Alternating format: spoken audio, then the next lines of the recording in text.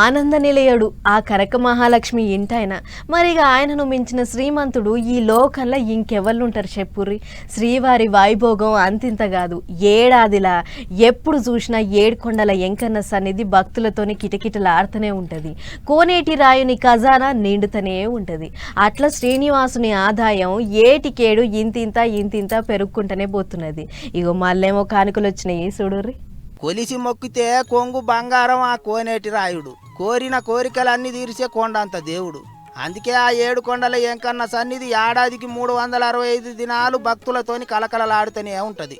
చల్లగా చూసిండని ఇంతమంది, కోరికలు తీర్చిండని ఇంతమంది, అడగకుండానే వరాలు ఇచ్చిండని ఇంగింతమంది గిట్ల కొసరి కానుకలు సమర్పిస్తుంటారు.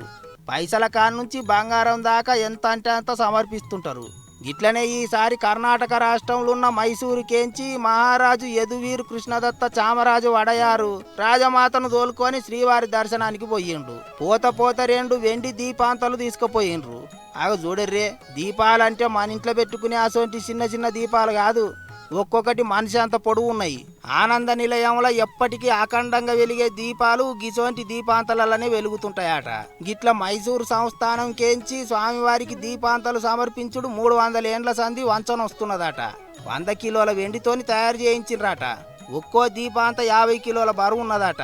టీటీడీ చైర్మన్ తత్తిమ ఆఫీసర్లందరి ముంగట స్వామికి కానుకలు సమర్పించుకున్నాడు మైసూరు మహారాజు.